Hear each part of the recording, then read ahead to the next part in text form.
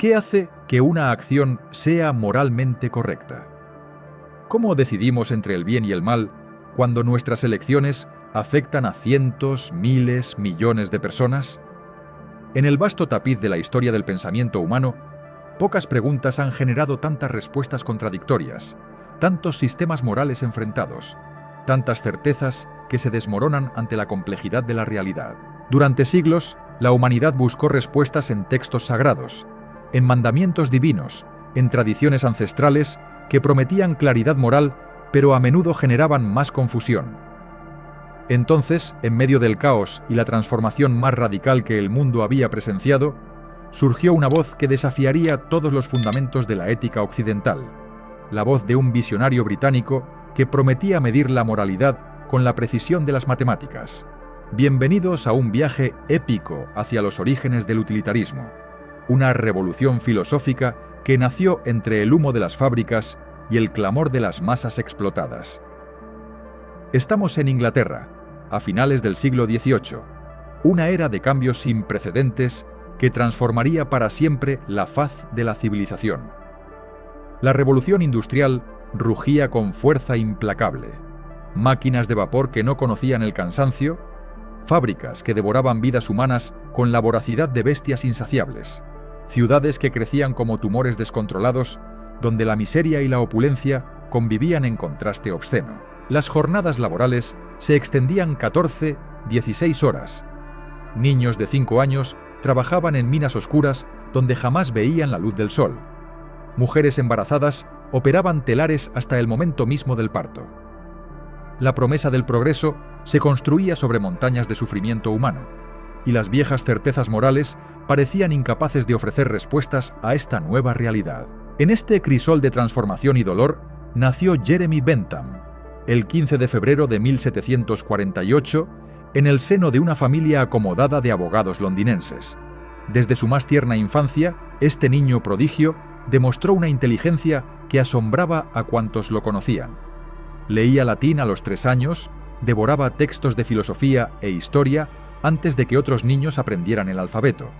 Ingresó a la Universidad de Oxford a los 12 años con una sed insaciable de conocimiento. Pero lejos de convertirse en un académico encerrado en torres de marfil, Bentham desarrolló una sensibilidad aguda hacia el sufrimiento que lo rodeaba.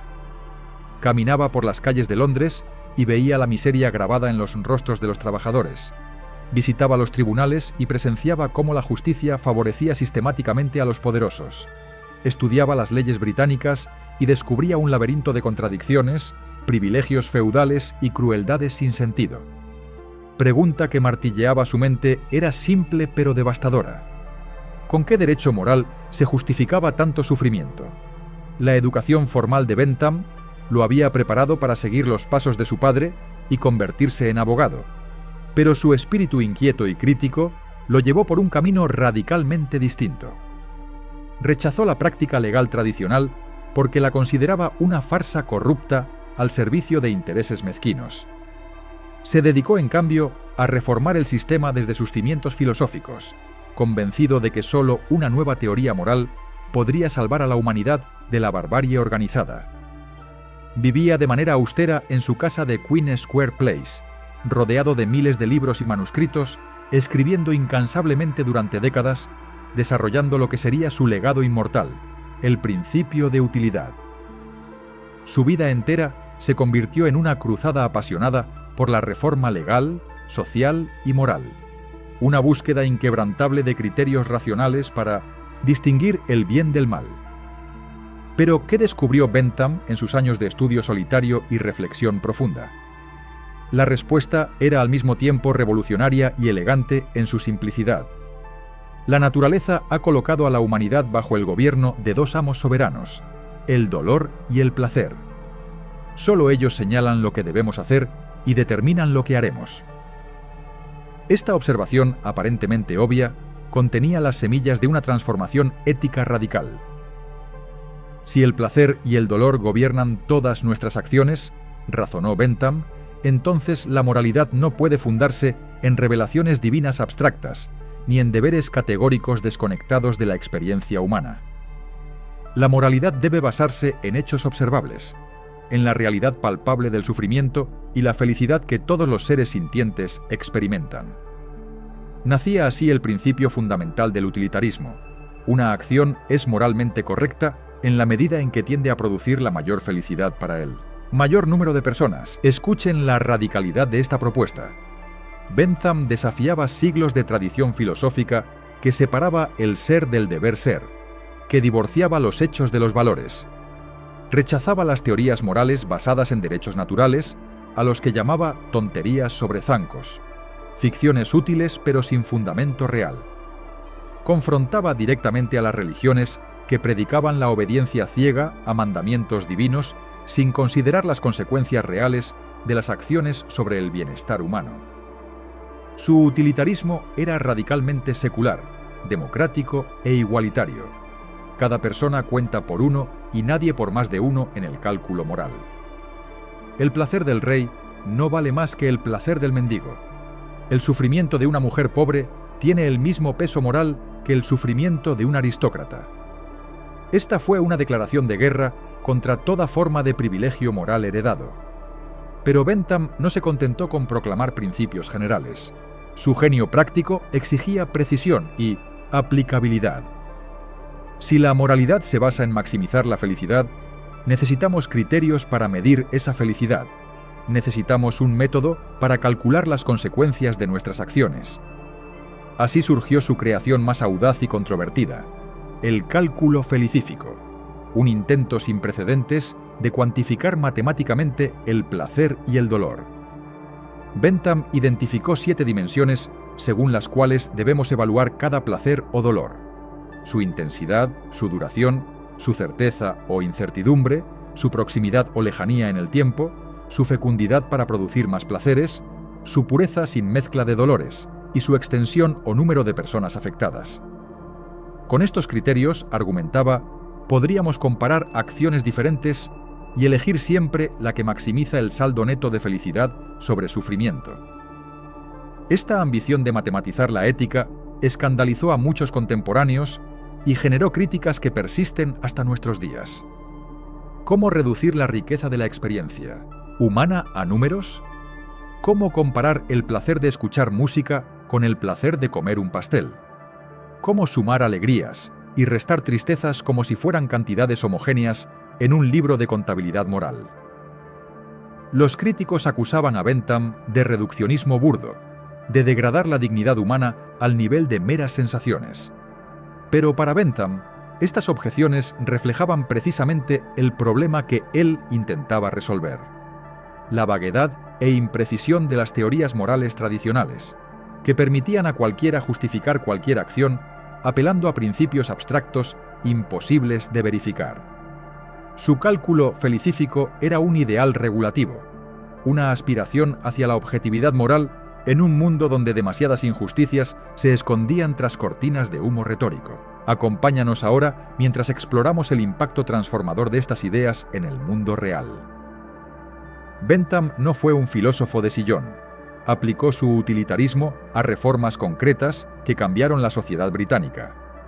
Diseñó el panóptico, una prisión revolucionaria donde los internos podían ser vigilados constantemente sin saber cuándo eran observados, creyendo que esto los reformaría moralmente a través de la internalización de la disciplina. Luchó por la reforma legal, argumentando que las leyes debían juzgarse no por su antigüedad o tradición, sino exclusivamente por su capacidad de promover el bienestar social. Defendió causas radicales para su época: la despenalización de la homosexualidad, los derechos de los animales basándose en su capacidad de sufrir, el sufragio universal, la libertad de expresión sin censura. Cada una de estas posiciones se derivaba lógicamente de su principio de utilidad. Si una práctica no causa daño real a otros seres capaces de sufrir, no hay justificación moral para prohibirla. Sin embargo, la vida de Bentham también ilustra las tensiones inherentes a su filosofía. Pasó décadas escribiendo tratados monumentales que muchos consideraban ilegibles por su obsesión con la precisión terminológica. Vivió gran parte de su vida en soledad, dedicado enteramente a sus proyectos intelectuales, sacrificando las relaciones personales en el altar de la utilidad social. Sus reformas encontraron resistencia feroz de quienes se beneficiaban del status quo: aristócratas que defendían sus privilegios, religiosos que veían amenazada su autoridad moral, tradicionalistas que temían el cambio.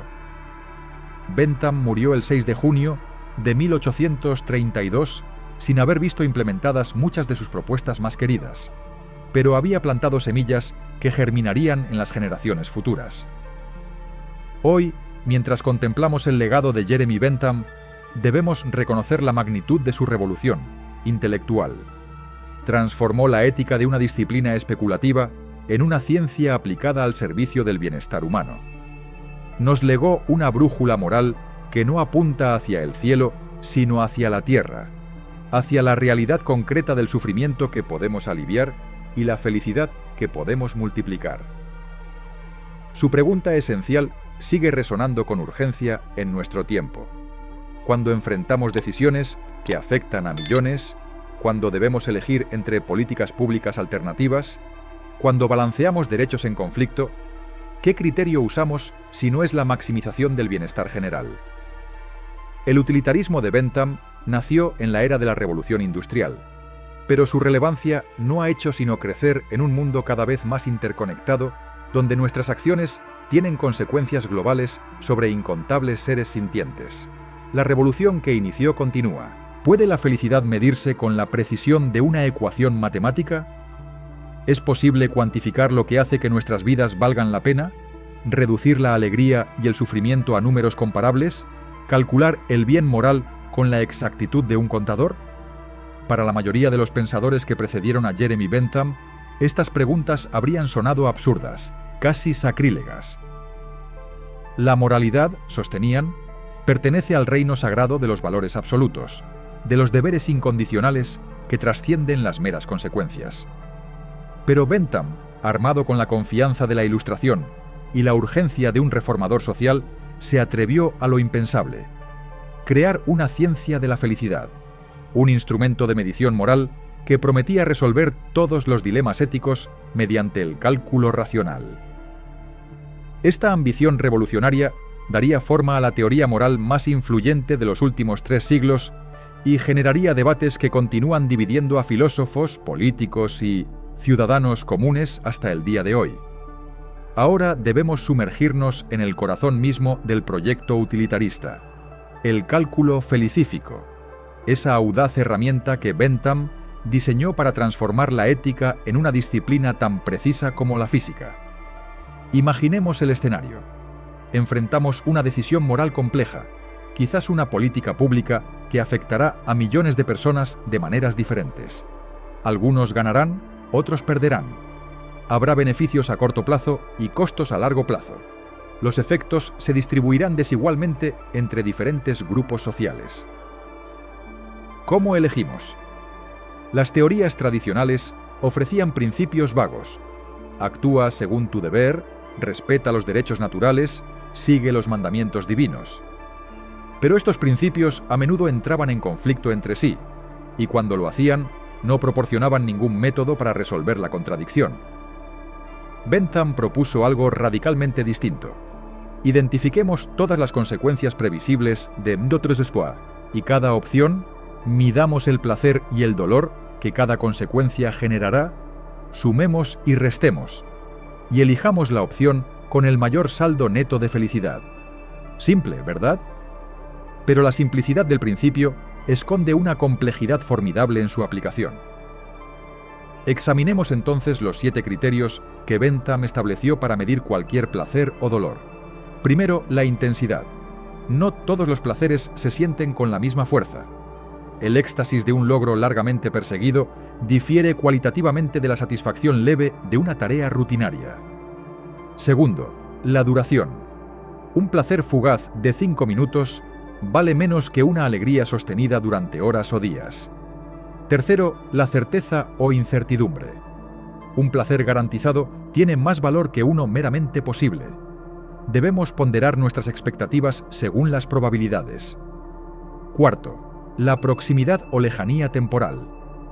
Los placeres inmediatos pesan más en nuestra psicología que los placeres futuros, aunque Bentham argumentaba que esto era un sesgo que debíamos corregir mediante la razón.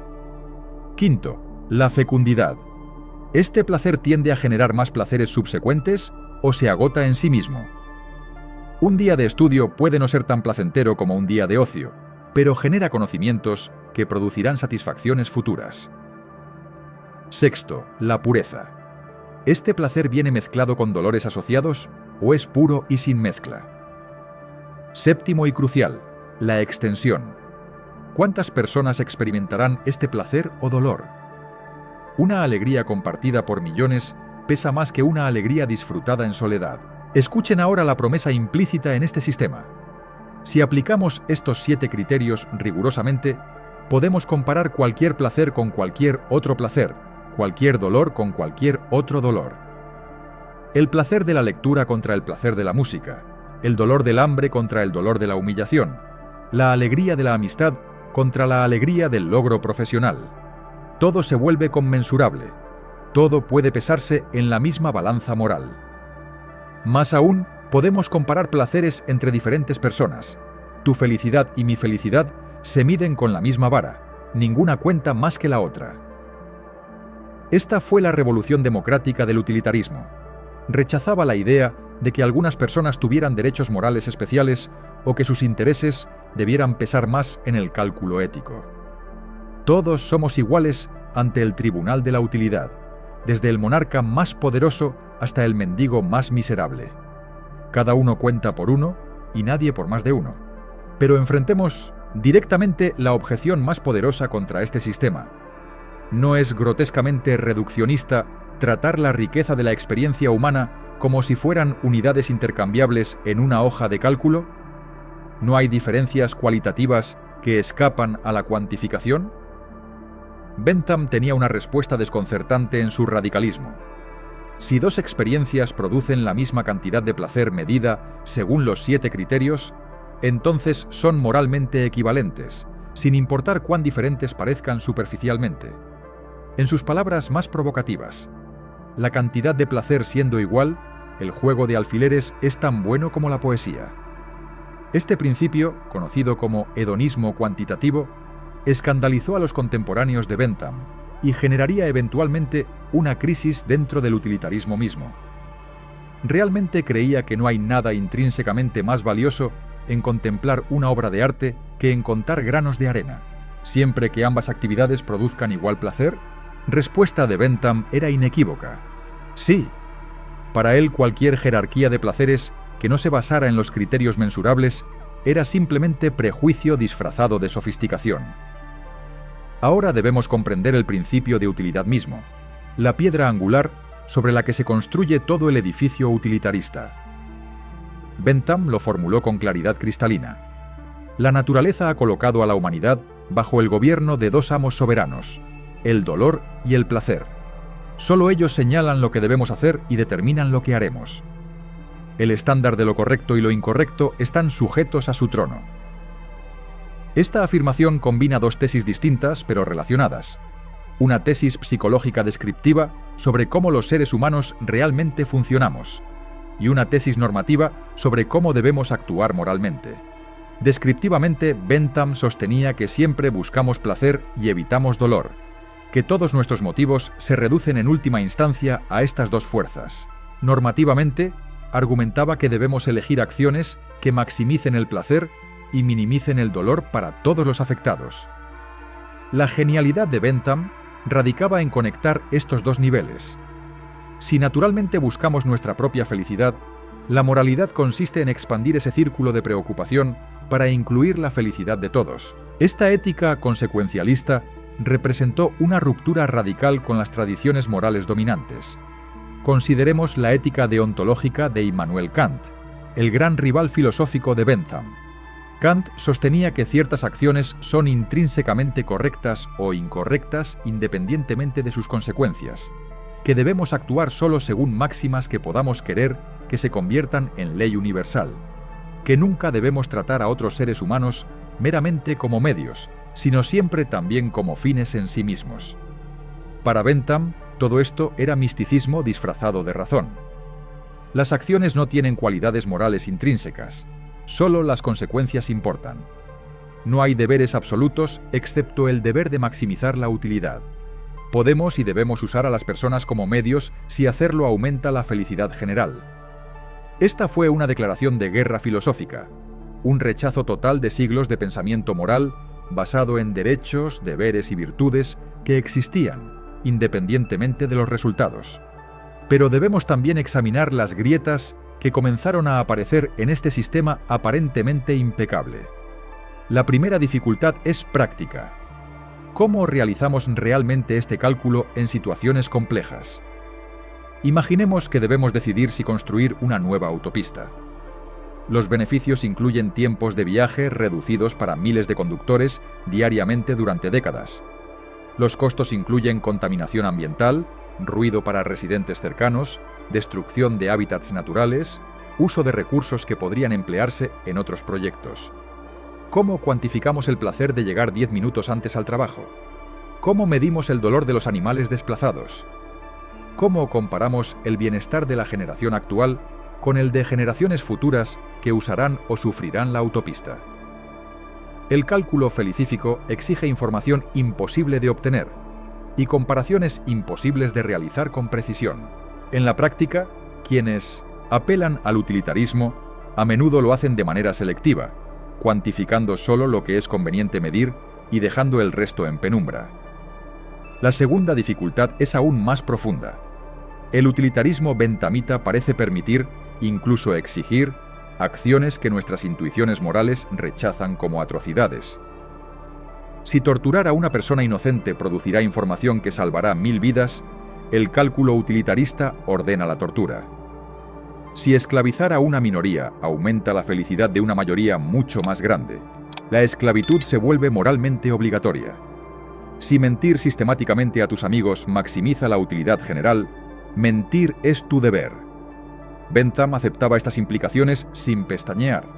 Para él, lo que llamamos derechos son simplemente reglas útiles que generalmente maximizan la felicidad, pero que deben violarse cuando el cálculo así lo exige.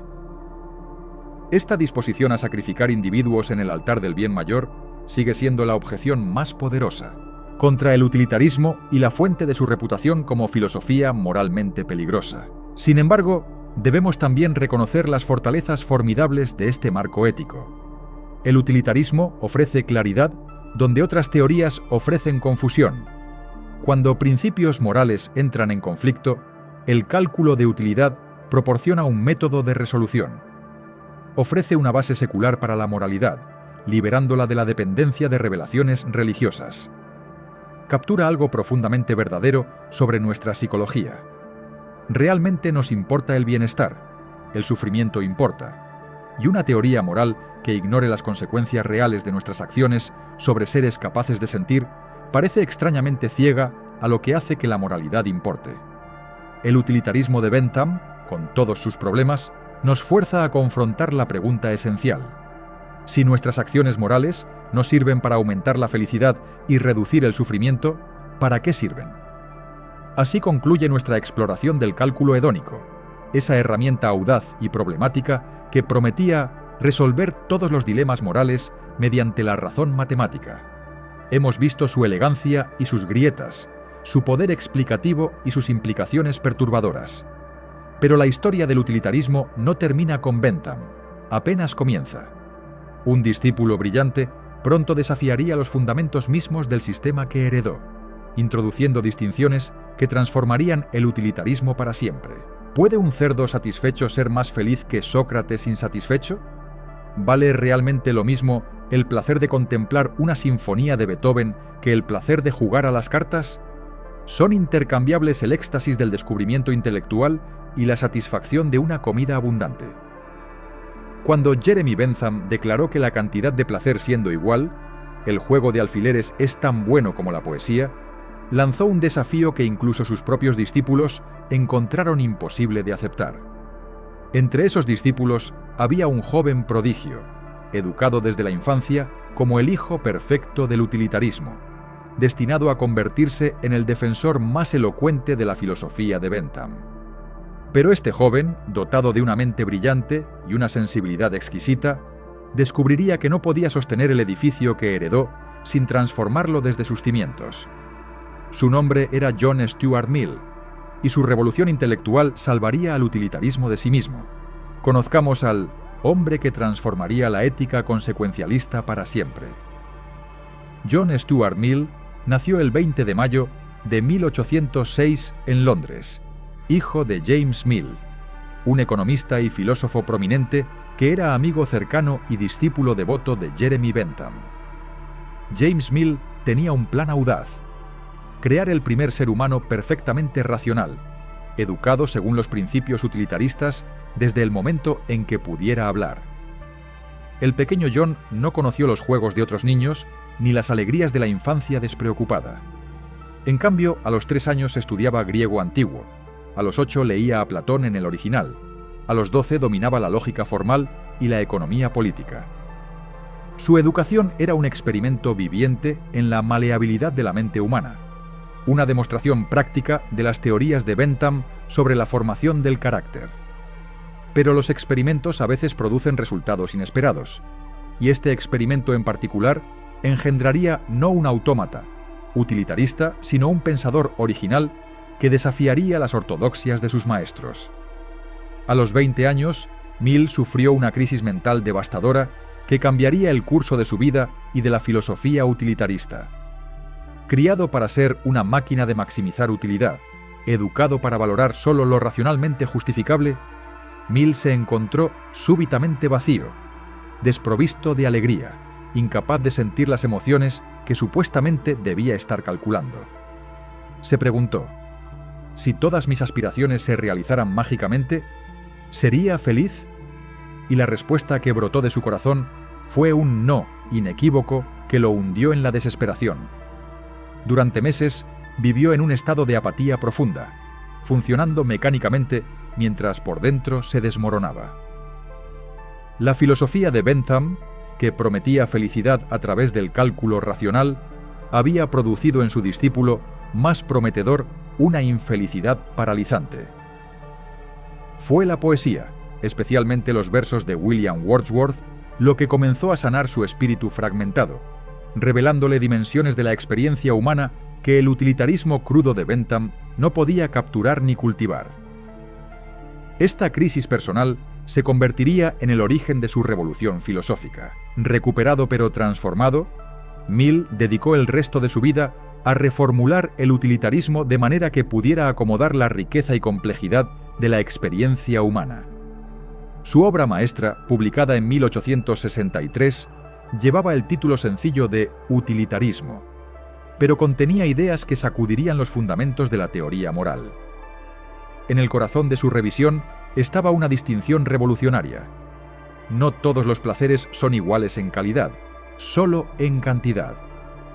Mill rechazaba explícitamente el hedonismo cuantitativo de Bentham y proclamaba que existen placeres superiores y placeres inferiores, que algunos tipos de satisfacción son intrínsecamente más valiosos que otros independientemente de su intensidad o duración. Esta afirmación era herejía para un bentamita ortodoxo, pero Mill argumentaba que era la única manera de salvar al utilitarismo del ridículo y de hacerlo compatible con nuestra comprensión profunda de la dignidad humana. Escuchen su argumento más famoso, una defensa apasionada de la superioridad de los placeres intelectuales y morales sobre los meramente sensuales. Mill sostenía que quienes han experimentado ambos tipos de placeres, los superiores y los inferiores, prefieren consistentemente los primeros incluso cuando vienen acompañados de mayor insatisfacción. Es mejor ser un ser humano insatisfecho que un cerdo satisfecho, declaró audazmente. Mejor ser Sócrates insatisfecho que un tonto satisfecho. Y si el tonto o el cerdo son de opinión diferente, argumentaba Mill, es solo porque conocen únicamente su propio lado de la cuestión. La otra parte de la comparación conoce ambos lados. Este argumento apelaba a la autoridad de los jueces competentes. Aquellos que han experimentado tanto los placeres del cuerpo como los placeres del intelecto y el espíritu están en mejor posición para juzgar cuáles son más valiosos. Su veredicto, sostenía Mill, es inequívoco. Prefieren los placeres que ejercitan las facultades superiores de la naturaleza humana. ¿Pero qué hace que un placer sea superior a otro? Mill identificaba varias características distintivas. Los placeres superiores comprometen nuestras capacidades más desarrolladas: la razón, la imaginación, los sentimientos morales, el sentido estético. Son más permanentes, menos dependientes de circunstancias externas, menos susceptibles de saciedad. Generan fecundidad no solo en términos de más placeres, sino de crecimiento personal, desarrollo del carácter, expansión de nuestras capacidades. Un placer inferior como la gratificación sensual puede ser intenso pero fugaz, repetitivo y eventualmente aburridor. Un placer superior como comprender una verdad profunda o crear una obra de arte se profundiza con la experiencia y enriquece toda nuestra existencia. Mill estaba rescatando la idea aristotélica de eudaimonia, el florecimiento humano, e incorporándola dentro del marco utilitarista. La felicidad que debemos maximizar no es mera satisfacción hedónica, sino el desarrollo pleno de nuestro potencial como seres racionales y morales. Ahora debemos confrontar la pregunta obvia: ¿no destruye esto todo el proyecto utilitarista? Si admitimos diferencias cualitativas entre placeres, ¿cómo los comparamos y sumamos en el cálculo de utilidad? El hedonismo cuantitativo de Bentham, por problemático que fuera, al menos ofrecía un método de comparación: reducir todo a unidades de placer y dolor medibles según los 7 criterios. Mill, en cambio, introducía inconmensurabilidad. ¿Cómo comparamos un placer superior de intensidad moderada con un placer inferior de intensidad extrema? ¿Cuánto placer corporal equivale a un instante de iluminación intelectual?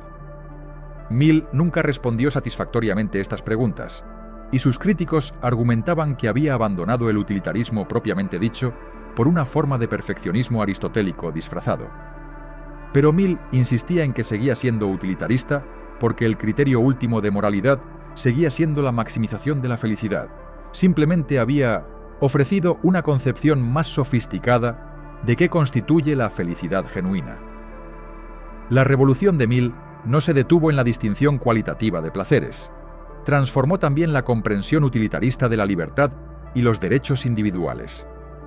En su ensayo sobre la libertad, publicado en 1859, Mill argumentaba apasionadamente que la libertad individual es esencial para el bienestar humano, no solo como medio, sino como componente constitutivo de la buena vida. Una sociedad que maximiza el control sobre los individuos en nombre de su propia felicidad destruye precisamente lo que hace valiosa esa felicidad: la capacidad de elegir, experimentar, desarrollar nuestra individualidad única. Mill estableció el principio del daño. El único propósito por el cual puede ejercerse legítimamente poder sobre cualquier miembro de una comunidad civilizada contra su voluntad es prevenir daño a otros. Sobre sí mismo, sobre su propio cuerpo y mente, el individuo es soberano. Este principio liberal parecía contradecir el utilitarismo ortodoxo, que permitiría cualquier interferencia si maximizara la utilidad agregada, pero Mill lo defendía como consecuencia del utilitarismo correctamente entendido. Reconozcamos también las contribuciones de Mill a la ética social y política que fluían de su utilitarismo reformado. Defendió la igualdad de género en una época en que las mujeres carecían de derechos básicos, argumentando que la subordinación de las mujeres era una de las principales barreras para maximizar la felicidad humana. Escribió sobre la importancia de la educación universal, no solo como medio de prosperidad económica, sino como condición necesaria para que los individuos puedan experimentar y apreciar los placeres superiores. Abogó por reformas sociales que protegieran a los trabajadores de la explotación, sosteniéndose que una sociedad verdaderamente utilitarista no puede tolerar que algunos sufran miseria extrema mientras otros nadan en lujo. Defendió el gobierno representativo y la libertad de expresión como instituciones cruciales para el progreso moral e intelectual de la humanidad. En cada caso, Mill conectaba estas causas progresistas con el principio de utilidad, demostrando que el utilitarismo, lejos de ser una filosofía moralmente estrecha, podía fundamentar compromisos robustos con la justicia, la libertad y la dignidad humana. Sin embargo, debemos también examinar las tensiones irresueltas en el sistema de Mill. Al introducir jerarquías cualitativas de placeres, ¿no se alejó peligrosamente hacia el elitismo? ¿Quién decide qué placeres son superiores? ¿Los filósofos educados como Mill mismo? No existe el riesgo de que esta doctrina se use para justificar la imposición de valores particulares sobre aquellos que no los comparten, violando precisamente la libertad que Mill tanto valoraba. Sus críticos señalaban que el criterio de los jueces competentes era circular. Los placeres superiores son aquellos preferidos por quienes aprecian los placeres superiores. Mill respondía que esto no era más circular que confiar en expertos en cualquier dominio, pero la preocupación persiste. El utilitarismo cualitativo abre la puerta a paternalismos que el utilitarismo cuantitativo, por tosco que fuera, al menos evitaba. Acompáñanos ahora mientras contemplamos el legado monumental de John Stuart Mill. Transformó el utilitarismo de una doctrina aparentemente reduccionista en una filosofía moral rica y matizada que podía hablar a las aspiraciones más elevadas de la humanidad. Mostró que preocuparse por las consecuencias no significa ignorar la calidad de las vidas que creamos, que maximizar la felicidad puede requerir proteger espacios de libertad donde los individuos experimentan y se desarrollan. Rescató al utilitarismo de sus críticos más devastadores al admitir que no todos los placeres valen lo mismo, que la dignidad humana importa, que la felicidad genuina involucra el florecimiento de nuestras capacidades más nobles. Su síntesis del utilitarismo con ideales liberales y perfeccionistas sigue siendo la versión más influyente de la teoría, la que pensadores contemporáneos defienden y refinan. Mill nos legó un utilitarismo que puede mirar a los ojos a Sócrates insatisfecho y reconocer en su búsqueda inquebrantable de verdad algo cualitativamente más valioso que 1000 placeres mundanos. Esta revolución continúa inspirándonos. ¿Cómo decidimos quién recibe la última cama de hospital cuando miles agonizaban durante una pandemia global? ¿Debemos sacrificar el bienestar de las generaciones presentes para salvar a generaciones futuras del colapso climático? ¿Tienen los animales derechos morales que limitan nuestro uso de ellos o solo importa minimizar su sufrimiento? ¿Puede una inteligencia artificial decidir quién vive y quién muere en un accidente inevitable? Las preguntas que Bentham y Mill enfrentaron en sus épocas parecen casi simples comparadas con los dilemas éticos que la humanidad del siglo XXI debe resolver. Vivimos en una era de complejidad sin precedentes, donde nuestras decisiones afectan a miles de millones de seres vivos, donde las consecuencias de nuestras acciones se extienden décadas en el futuro, donde la tecnología nos obliga a elegir entre opciones que generaciones anteriores nunca imaginaron. Y sin embargo, o quizás precisamente por eso, el utilitarismo sigue siendo una brújula moral indispensable, una herramienta imperfecta pero poderosa para navegar la niebla ética de nuestro tiempo. Comencemos nuestra exploración con uno de los dilemas más urgentes de nuestra era: la distribución de recursos escasos en situaciones de crisis. Cuando el coronavirus arrasó el mundo en 2020, los sistemas de salud colapsaron bajo el peso de pacientes que necesitaban desesperadamente respiradores, camas de cuidados intensivos, atención médica especializada. Los doctores enfrentaban decisiones desgarradoras. ¿A quién tratar cuando no hay recursos para todos? La ética médica tradicional, basada en el principio de que cada vida humana tiene valor infinito e igual, ofrecía poco orientación práctica. Tratar por orden de llegada parecía justo, pero podía resultar en salvar vidas que se perderían de todos modos, mientras otros más salvables morían esperando. El utilitarismo ofrecía una respuesta clara, aunque perturbadora: maximizar las vidas salvadas y los años de vida de calidad ganados. Esto significaba priorizar a pacientes más jóvenes sobre ancianos, a quienes tenían mejor pronóstico sobre quienes probablemente morirían de todos modos, a quienes podían recuperarse más rápidamente para liberar recursos para otros. Era la lógica del triaje llevada a su conclusión brutal pero racional. Pero escuchen las objeciones que esta aplicación del utilitarismo generó. ¿No viola esto la dignidad igual de cada ser humano al tratar a las personas como meros recipientes de valor intercambiables? ¿No estamos reduciendo decisiones de vida o muerte a cálculos fríos, donde los ancianos, los discapacitados, los enfermos crónicos valen menos porque sus vidas producen menos utilidad agregada? Los críticos argumentaban que esta lógica utilitarista, llevada a su extremo, justificaría todo tipo de discriminaciones odiosas. Descartar a quienes no contribuyen económicamente a la sociedad, priorizar a los ricos porque tienen más años productivos por delante, sacrificar minorías si esto beneficia a la mayoría. Y sin embargo, los defensores del utilitarismo respondían: cuando no hay recursos para salvar a todos, alguien morirá sin importar qué criterio usemos. ¿No es mejor elegir conscientemente maximizar vidas salvadas que permitir que mueran más personas para preservar una ilusión de igualdad? El dilema sigue sin resolverse, pero el marco utilitarista, al menos, fuerza claridad sobre qué valores estamos priorizando y qué costos estamos dispuestos a pagar. Ahora trasladémonos al desafío existencial más grande de nuestra era: el cambio climático y la obligación moral hacia las generaciones futuras. El dióxido de carbono que emitimos hoy permanecerá en la atmósfera durante siglos, calentando el planeta gradualmente, derritiendo glaciares, elevando océanos, transformando ecosistemas, generando sequías e inundaciones que afectarán a miles de millones de personas que aún no han nacido. La pregunta utilitarista es devastadora en su simplicidad. ¿Cuánto sufrimiento presente debemos aceptar para prevenir sufrimiento futuro? Reducir drásticamente las emisiones requeriría transformar completamente nuestras economías, abandonar combustibles fósiles que sostienen el bienestar de millones, redistribuir recursos masivamente hacia tecnologías limpias, aceptar menor crecimiento económico a corto plazo. Estas políticas causarían dolor real a personas reales que viven ahora.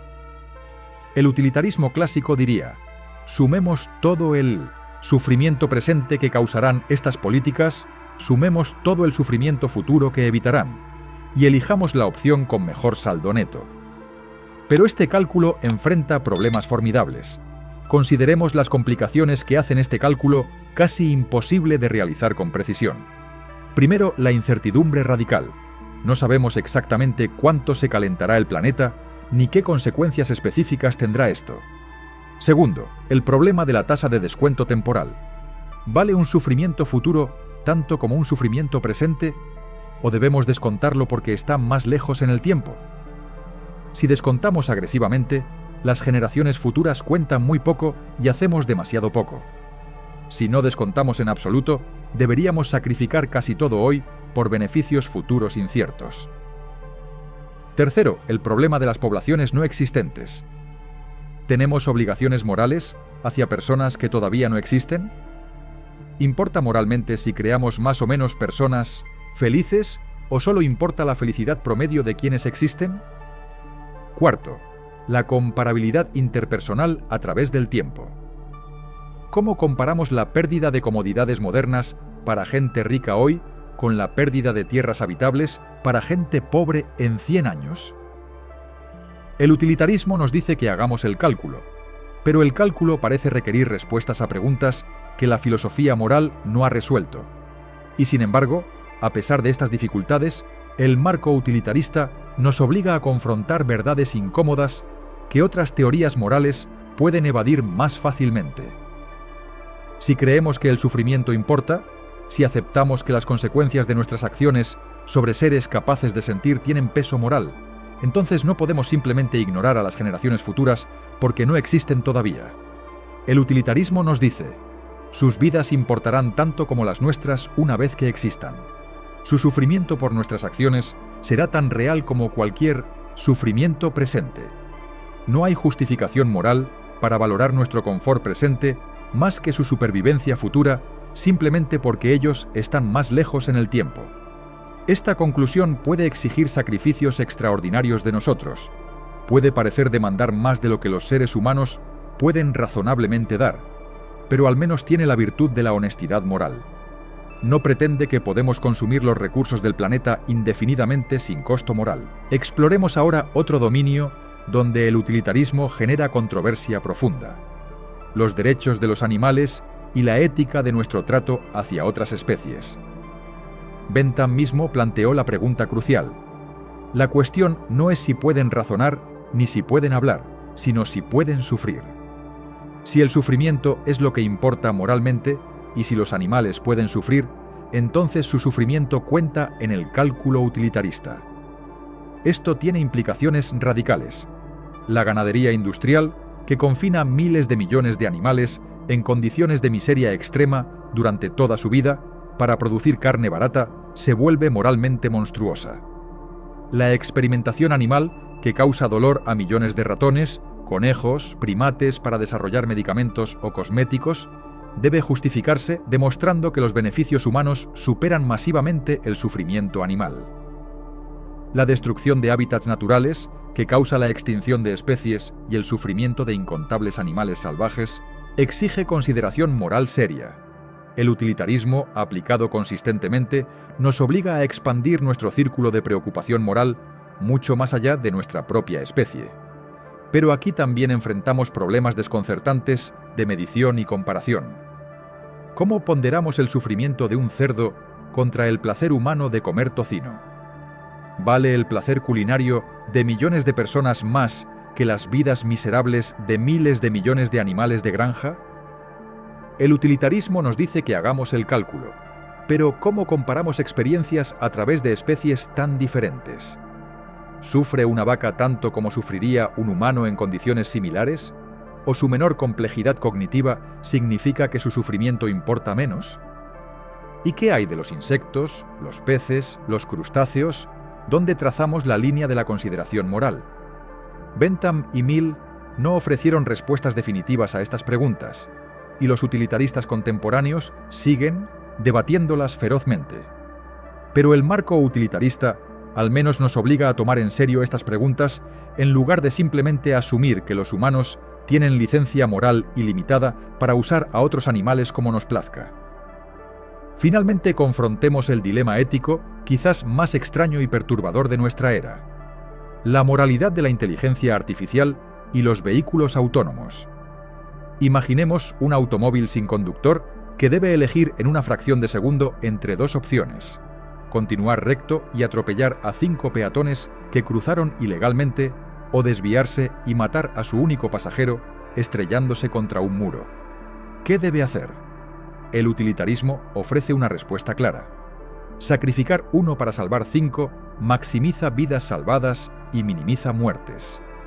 Pero cuando los ingenieros programan automóviles con esta lógica utilitarista, la gente se rebela. Nadie quiere comprar un automóvil programado para matarlos en ciertas circunstancias. Preferimos que los automóviles protejan a sus ocupantes sin importar las consecuencias para otros. Esta preferencia revela algo profundo sobre la psicología moral humana. No somos realmente utilitaristas en nuestros instintos, incluso cuando afirmamos serlo en nuestros principios. Y aquí llegamos a una de las críticas más devastadoras del utilitarismo: la demanda de que seamos imparciales entre nosotros mismos y extraños, entre nuestros seres queridos y desconocidos distantes. El utilitarismo dice que cada uno cuenta por uno y nadie por más de uno. El sufrimiento de tu hijo no vale moralmente más que el sufrimiento de un niño al otro lado del mundo. Esto significa que si puedes salvar 2 niños distantes sacrificando a tu propio hijo, el utilitarismo exige que lo hagas. Que si puedes donar dinero, que salvaría muchas vidas en lugar de gastarlo en lujos para tu familia, tienes la obligación moral de hacerlo. Que debes estar dispuesto a mentir a tus amigos, traicionar a tus seres queridos, sacrificar tus propios proyectos y sueños siempre que hacerlo maximice la utilidad agregada. Esta es la lógica del altruismo efectivo llevada a su conclusión extrema, y la mayoría de las personas, incluso aquellas que afirman ser utilitaristas, encuentran estas demandas psicológicamente imposibles de cumplir y moralmente cuestionables de exigir. Mientras concluimos nuestro viaje épico por el utilitarismo, debemos reconocer tanto su poder inmenso como sus limitaciones profundas. El utilitarismo nos ha legado una herramienta indispensable para pensar sobre la moralidad en un mundo complejo. Nos obliga a considerar consecuencias, a tomar en serio el sufrimiento, a expandir nuestro círculo de preocupación moral más allá de límites estrechos de tribu, nación o especie. Ha fundamentado reformas sociales que han reducido sufrimiento masivo y aumentado bienestar humano incalculablemente. Ha proporcionado lenguaje y conceptos para debatir políticas públicas de manera racional y secular. Pero también hemos visto sus peligros: la tendencia a sacrificar individuos por el bien mayor, la dificultad de medir y comparar utilidades, la tensión con nuestras intuiciones sobre derechos y justicia, las demandas imposibles que hace sobre agentes, morales humanos reales. El utilitarismo no es la respuesta completa a la pregunta de cómo debemos vivir, pero sigue siendo una parte indispensable de cualquier respuesta seria. Que su ejemplo nos inspire a pensar críticamente sobre las consecuencias de nuestras acciones y a preocuparnos genuinamente por el bienestar de todos los seres capaces de sufrir.